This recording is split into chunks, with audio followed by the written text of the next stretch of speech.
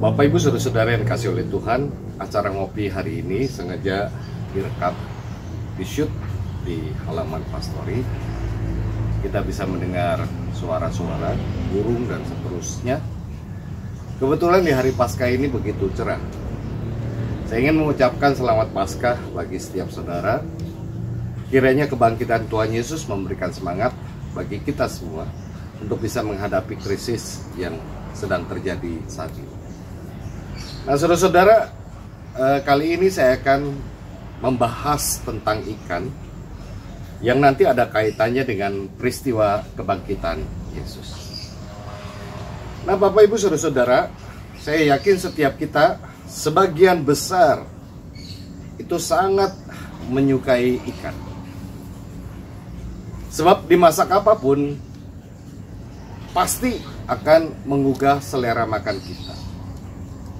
Apakah ikan digoreng atau dibakar atau dimasak sambal balado atau bumbu kuning, atau mungkin saudara-saudara ada sebagian yang senang kalau ikan itu dimasak arsik, atau ada juga yang senang ikan asin dan sebagainya.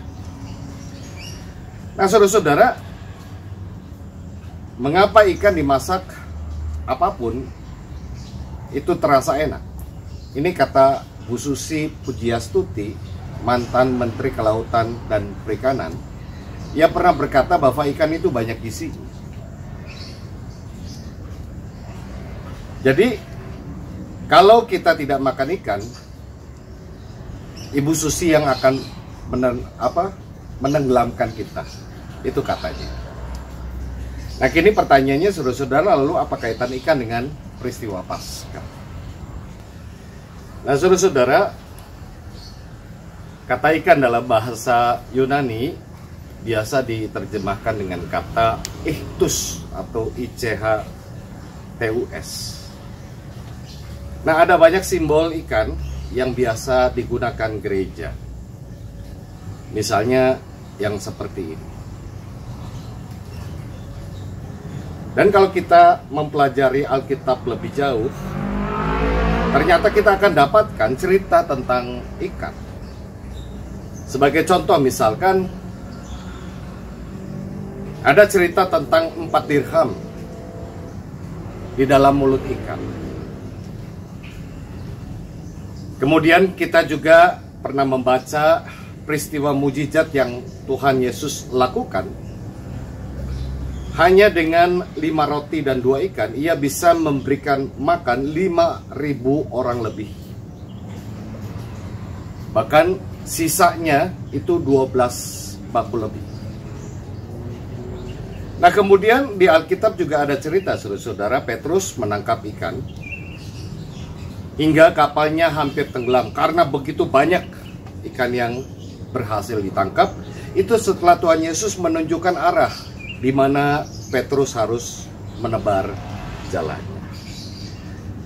Nah, begitu juga saudara-saudara, kalau seandainya Anda ke Yerusalem, lalu ke tembok Yerusalem, maka dari sekian banyak pintu gerbang, ada satu pintu gerbang yang mungkin akan Anda lewati, dan pintu gerbang itu disebut sebagai pintu gerbang ikan atau fish gate. Nah, saudara-saudara, di dalam sejarah kekristenan, sebelum kekristenan menggunakan lambang salib, ternyata ikan sudah lebih dahulu menjadi simbol yang sering digunakan saat itu. Sebagai contoh gambar yang seperti ini.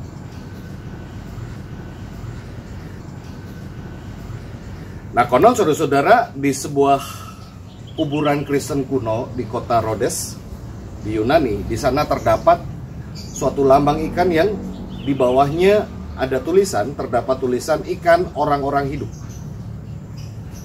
Nah, pada masa jemaat perdana atau jemaat orang Kristen mula-mula, terutama di wilayah Yunani yang merupakan bagian dari Imperium Romawi, Yesus disebut sebagai ikan orang-orang yang hidup. Nah, pertanyaan kemudian, saudara-saudara, mengapa simbol atau lambang ikan itu begitu penting untuk menunjukkan keberadaan atau identitas orang Kristen mula-mula? Nah, rupanya saudara-saudara, lambang atau simbol ikan itu sengaja digunakan oleh orang Kristen saat itu untuk berkomunikasi atau mengenali satu dengan yang lain. Nah, ada cerita saudara-saudara, selama era pengajaran dan penyiksaan umat Kristen di awal berdirinya gereja, seorang pengikut Kristus yang bertemu dengan orang yang baru dikenalnya, ia akan menggambar sebuah lengkungan sederhana di atas tanah. Jadi semacam bikin lengkungan di atas bumi. Nah, apabila orang lain tersebut adalah orang Kristen, maka ia akan melengkapi gambar tersebut menjadi seekor ikan dengan menggambar membuat lengkungan yang kedua dari bawah.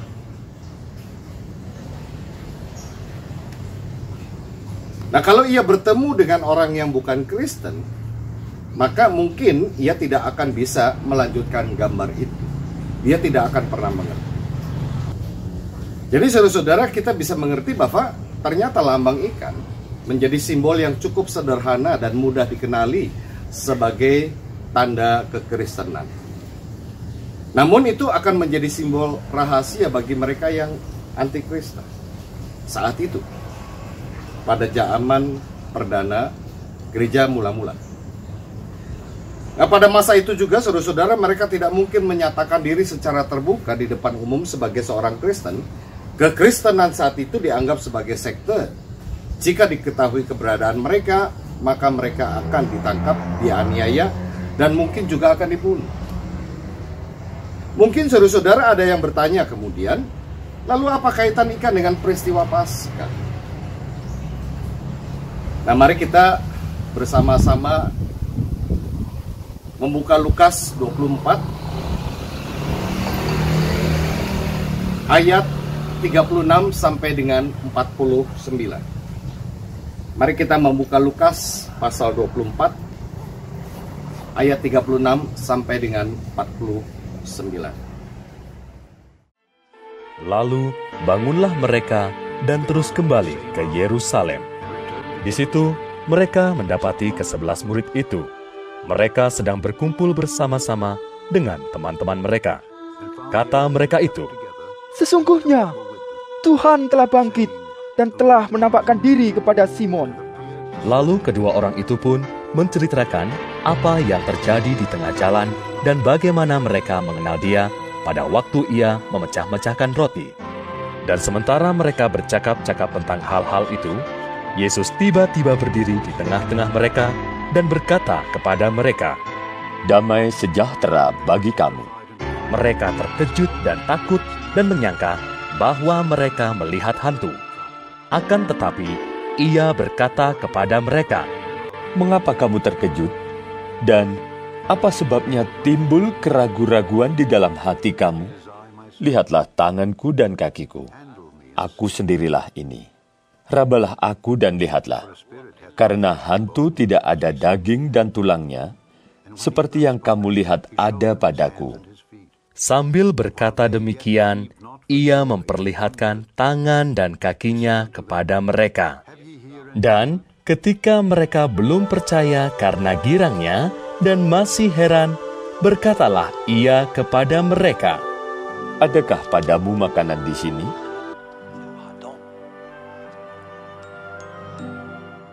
Lalu mereka memberikan kepadanya sepotong ikan goreng. Ia mengambilnya dan memakannya di depan mata mereka.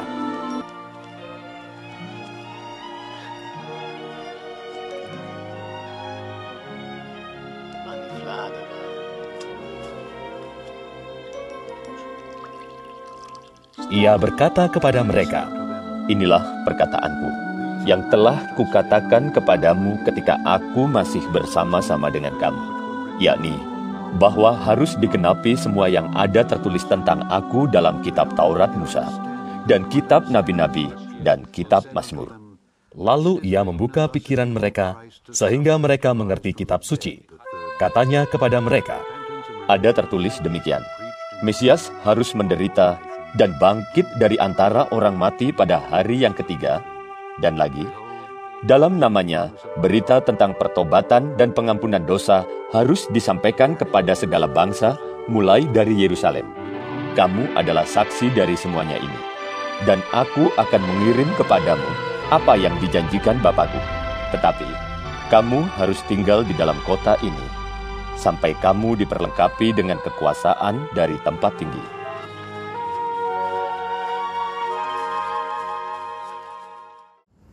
Demikian pembacaan Alkitab yang berbahagia adalah setiap kita yang merenungkan firman Tuhan. Nah, saudara-saudara,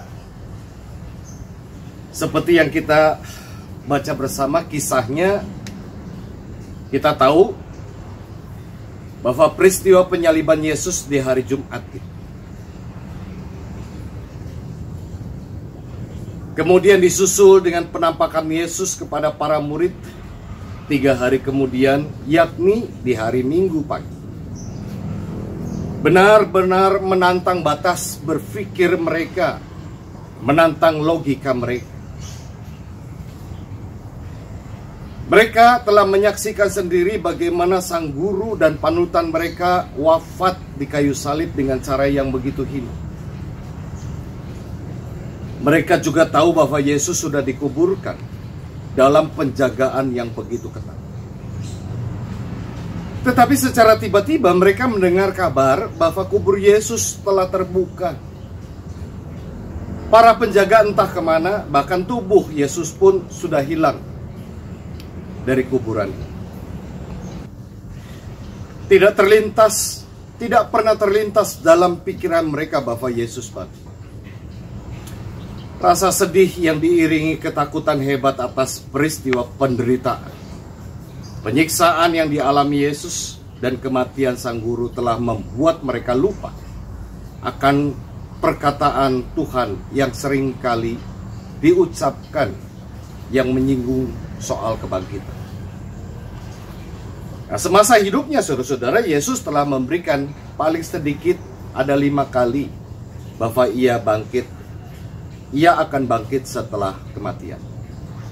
Sebagai contoh, saudara-saudara, saya akan membuka Matius 12 ayatnya yang ke-40. Matius 12 ayat ke-40. Demikian.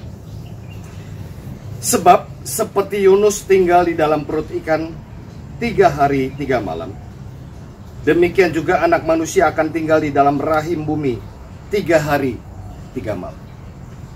Atau saudara-saudara, di Injil yang sama, di Injil Matius, sekarang pasal 16 ayatnya yang ke-21. Sejak waktu itu Yesus mulai menyatakan kepada murid-muridnya bahwa ia harus pergi ke Yerusalem dan menanggung banyak penderitaan dari pihak tua-tua, imam-imam kepala dan ahli-ahli Taurat, lalu dibunuh dan dibangkitkan pada hari yang ketiga. Nah, Bapak Ibu Saudara-saudara bisa membuka lagi, misalkan Matius 17 ayatnya yang ke-9, atau Matius yang pasal yang sama, pasal 17 ayat yang ke-23, atau saudara-saudara juga bisa membuka di Injil yang sama, Matius 26 ayatnya yang ke-32. Nah, saudara-saudara, berbicara tentang kematian, kemudian mereka mendengar bahwa kubur telah kosong. Berbicara tentang kebangkitan, satu hal yang sangat mereka butuhkan untuk menjadi percaya bahwa Yesus benar-benar telah bangkit adalah bukti secara fisik. Jadi tanpa bukti itu, seperti kata Thomas, sekali-kali saya tidak percaya. Nah, saudara-saudara, ketika para murid masih memperdebatkan hilangnya tubuh Yesus dari kuburannya secara tiba-tiba, bahkan secara tiba-tiba juga Yesus hadir ke tengah-tengah mereka sambil menyapa, "Damai sejahtera bagi kamu." Seketika mereka menjadi terkejut, heran dan penuh ketakutan. Mereka mengira yang hadir itu adalah hantu. Untuk mengusir keraguan dan ketakutan dalam diri para murid, serta untuk membuka pikiran dan hati mereka, Yesus sengaja meminta mereka untuk meraba. Mungkin saudara-saudara di hati mereka ada bingung, ada rasa senang bercampur aduk. Namun, apakah mereka segera menjadi percaya bahwa Yesus benar-benar bangkit? Tidak, saudara. Keraguan dan ketakutan mereka masih terus membelenggu hati dan pikiran mereka, sehingga mereka tidak segera menjadi percaya. Dan Yesus tahu hal itu. Maka untuk mengusir semua keraguan dan ketakutan itu, Yesus meminta makanan. Yesus bertanya, "Adakah makanan yang bisa kumakan?" Lalu muridnya memberikannya sepotong ikan goreng. Betul, sepotong ikan goreng. Ikan goreng. Yesus segera mengambilnya dan ia memakannya di depan para murid. Dan itulah peristiwa sarapan pertama Tuhan di hari kebangkitan. Ikan goreng menjadi menu Paskah perdana. Nah, selesai makan, saudara-saudara, Yesus mulai berbincang-bincang dengan para murid. Ia juga mengingatkan lagi tentang apa yang pernah dikatakannya dulu tentang kebangkitannya.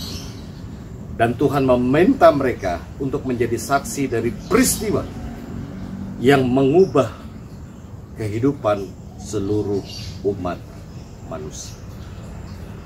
Tuhan menjadi juru selamat dunia. Saudara-saudara, lalu apa yang bisa kita simpulkan dari cerita tadi untuk kita renungkan bersama-sama? Saya melihat ada dua hal yang bisa kita simak dan kita benar-benar perhatikan. Yang pertama, saudara-saudara, bahwa penampakan Tuhan ini bukan sekedar untuk membuktikan Dia benar-benar telah bangkit. Bukan cuma untuk membuktikan bahwa Dia bangkit, tetapi yang terutama adalah untuk mengikis segala keraguan dan ketakutan yang pernah dialami para murid karena proses penyalibannya. Ia ingin mengatakan bahwa seakan-akan ingin mengatakan bahwa maut itu telah dipatahkan, maka segala keraguan, ketakutan yang bisa melemahkan itu juga dipatahkan. Dan kehadirannya ingin menyatakan bahwa ia juga akan hadir untuk senantiasa memberikan damai sejahteranya di saat umat mengalami krisis hidup yang bisa melemahkan ini. Nah, saudara-saudara, lalu apa kaitannya dengan kehidupan kita saat ini? Saat ini karena pandemi virus corona membuat hidup kita juga mengalami krisis. Betul, kita merasakan secara ekonomi, bahkan juga secara psikologis, kita seringkali merasakan ketakutan, kekhawatiran ketika berjumpa dengan orang lain. Tetapi saudara-saudara, semestinya krisis yang terjadi ini tidak membuat kita mengalami krisis kemanusiaan. Memang kita harus berjaga jarak dengan sesama untuk sementara waktu. Agar apa? Agar penyebaran virus itu bisa di-stop, bisa dihentikan. Tetapi saudara-saudara, kalaupun kita memang harus berjaga jarak, bukan berarti hati kita berjarak dengan sesama. Kita harus tahu, saudara-saudara, musuh kita adalah COVID-19. Para penderita itu bukan musuh, yang menjadi musuh itu adalah virus. Jadi bantulah orang lain sebagai sesama manusia, Berikanlah edukasi yang benar kepada setiap orang tentang COVID-19 dan pencegahannya. Hal kedua, saudara-saudara, yang harus kita renungkan adalah kehidupan yang diresapi oleh pesan dan semangat Paskah membuat kita mengerti apa itu lambang ikan atau iktus. Jadi saudara-saudara, lambang kekristenan kita bukan sekedar salib, tetapi lambang atau simbol ikan pun semestinya terpatri di setiap hati orang percaya. Ikan ini melambangkan Yesus Kristus, Sang Juru Selamat yang selalu hadir dan memberikan damai sejahtera. Dan sebetulnya itu arti dari iktus. Saudara-saudara akan memperhatikan gambar seperti ini.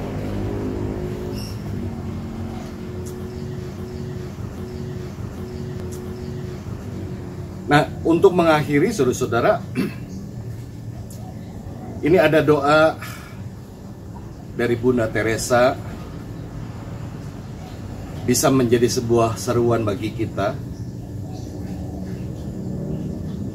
untuk bisa melihat dan mengamini Yesus, Sang Ikan dan Sang Damai kita. Demikian. Yesus Kristus,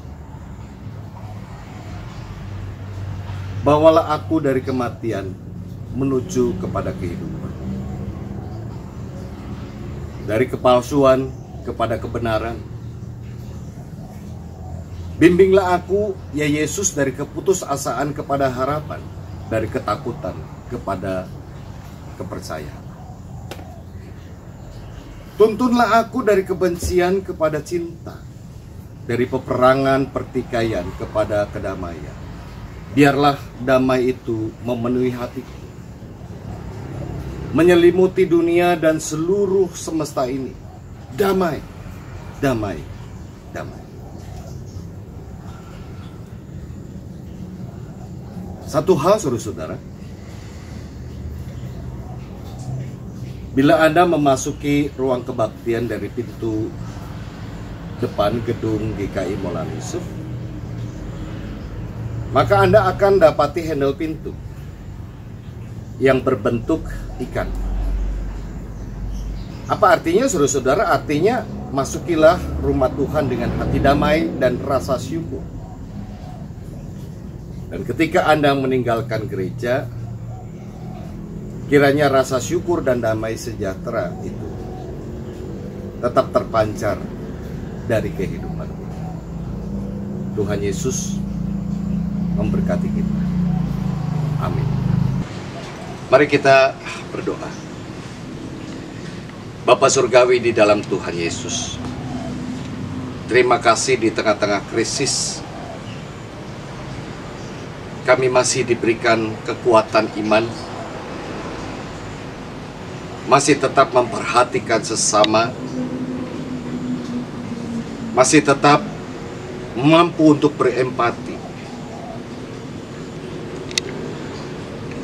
Dan karenanya kami yakin Kau juga yang akan menolong siapapun di tengah-tengah krisis yang sedang terjadi. Kau tetap memberikan damai sejahtera kepada mereka.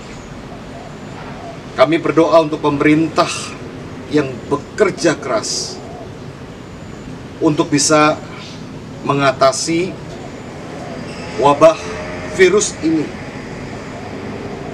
Gerakanlah hati setiap orang di seluruh dunia untuk bisa mendukung program setiap negara, termasuk juga pemerintah Indonesia.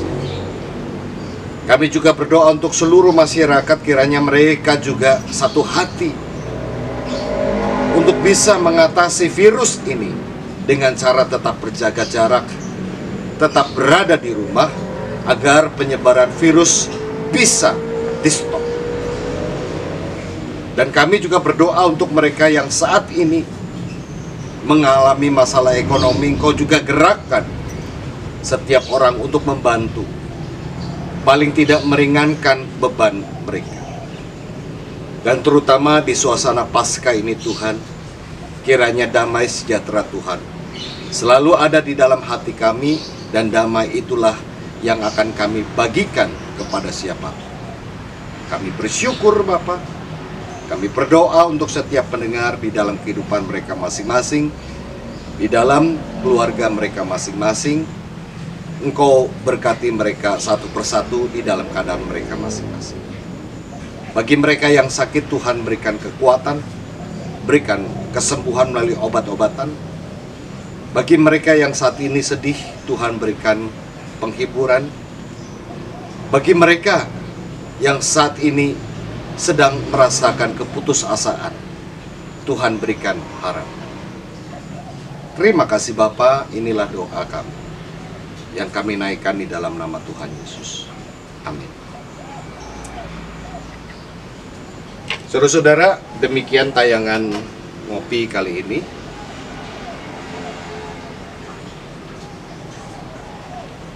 Karena acara ngopi, maka selalu disiapkan ada secangkir kopi.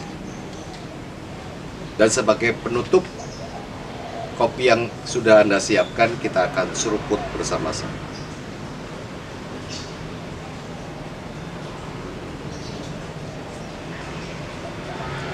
Sampai jumpa.